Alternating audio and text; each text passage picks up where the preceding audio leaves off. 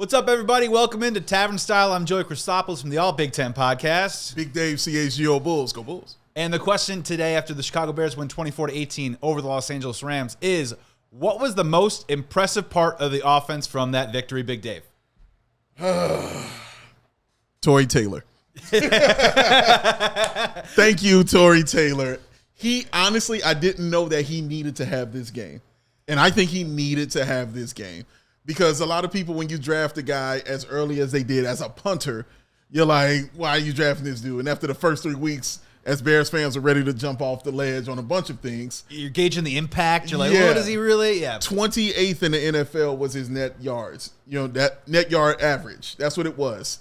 He kicked, 260-plus yards yesterday, completely flipped the field. As you mentioned, Adam Amin lost his mind. What? Lost his mind watching that.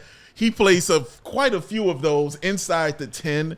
And, I mean, that is awesome. Like, the one he put inside the 10 where the Bears actually on the next play, the very next play, get the interception to seal the game. Yep. So he was a huge part of why the Bears got that victory, man. And I love saying that I can show love to him, and not just because the Bears lost 35-3 and we're like Chris Gardocki is our player of the game because we lost 35-3. No, I loved his game. I thought he was great, and I thought that he definitely needed to have it. Yeah, shout out Todd Sauerbrunn on that one too as well. We're doing it. I believe, 5 punts, 3 inside the 20. It was great to see. It was a little bit of a validation for Ryan Poles with that 4th-round draft pick. Yeah. It did remind me a little bit of you played NBA Jam, right, growing up? Oh, come on. Because he kicked the first one right, and then he kicked the second one. Yeah. He's heating up, and by the third one, you know what I mean? He's literally on fire. It was a total heat check. And yeah, honestly, there was moments in the game where you were getting a little worried. They had to give the ball back to the Rams, but it's okay. We're giving the ball to Tory Taylor. Yes. We're punting it away, man. Yeah. I'm going to go – I do want to give a quick shout out to DeAndre Swift. Oh, gosh, yes. I've been critical of him, but honestly, he ran with passion. He ran with vigor in between the tackles, got that huge touchdown.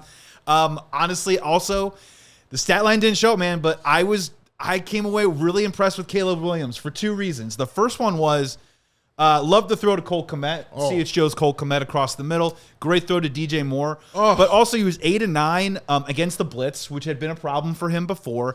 And then the other part was that after this game, right, we're thinking about Tory Taylor, we're thinking about the defense, we're thinking about the victory, and it was kind of a ho-hum. Caleb Williams just did the right things. You know what I mean? It was it was one of those wins where it wasn't because of the quarterback, but the quarterback contributed, and I think we can call that progress. And I was impressed by that, too, as well. Yeah, no, he was absolutely great. Let's give love to our guy Dexter on the defensive end. Yep. I mean, what is he? I believe he has 3 sacks already in this season right now, man.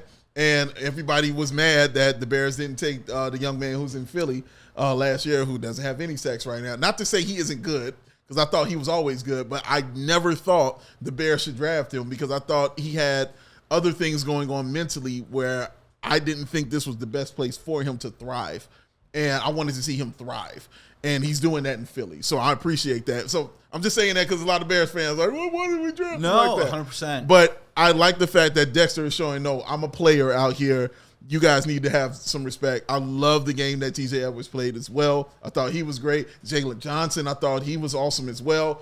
The St. Brisker, man. Brisker was everywhere in this game, man, making interceptions, getting the sacks. Getting interceptions from out of bounds. Yes, getting man, interceptions inbounds. Dude, I mean, he was doing it all. Yeah. Dude did it all, man. So it's great to see the defense do that. I think if the offense can continue to put up this kind of points for this Bears team, their future is bright because that defense is going to get those takeaways and hold these teams under 20.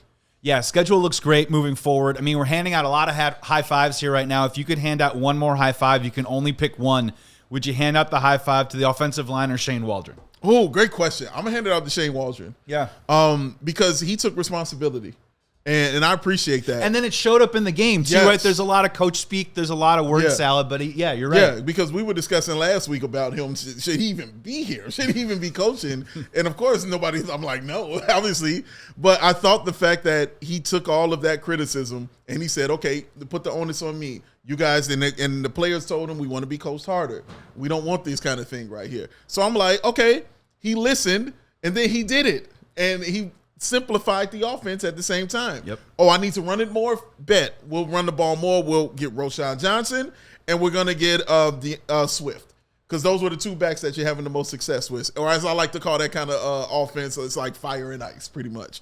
So I love the fact that he did that. He kind of turned it down a little bit for Caleb. Caleb is an intelligent quarterback. So he can thrive. He doesn't have to throw it 55 times. Yep. But he just has to. And Caleb in the pocket, I loved seeing that because that instills trust in that offensive line because you wanted to give love to them. And I don't want to take away from that love that you want to give them right there.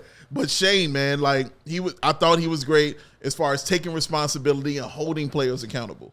Yeah, you're making a great point because he dialed up the right looks with the right players. Yeah. Right? You know what I mean? Not just bringing in Doug Kramer as a fullback or whatever, but in the right short yardage situations. He got it to Roschon. Roschon hit a dude, got a first down. Yes. And then in a couple of other moments, they got the ball to DeAndre Swift. They incorporated that quick little screen game that maybe wasn't to the side, was in front of the line of scrimmage. Yes, they got that going as well. So, yeah, kudos to Shane Waldron. We're finally saying it. We're finally saying it. Yeah. And, dude, we've done a couple Tavern Styles together, man. This was are we having fun yet? We're having a little fun. I'm having a little fun. Just a little fun. Little bit. Just a little bit. No, we're not going to allow ourselves too much fun. No.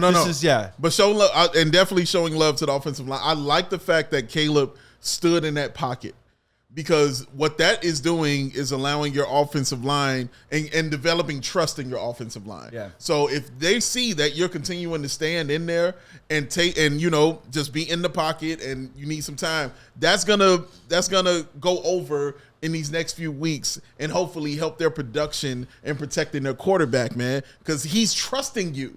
He's putting literally his body on the line to say, I believe you guys will protect me. So make sure he's right. You know what I mean? Yeah. Make sure he's telling the truth in those situations. So I appreciated the offensive line. Of course, they had some penalties that were terrible, and we didn't like it all. But I love the fact that they kind of kept him a little cleaner this week than we've seen him do in these past three. Yeah, Carolina Panthers next week. Big Dave, last one before we get out of here. Sure. So think about the Chicago Bears season as kind of like a night out, right?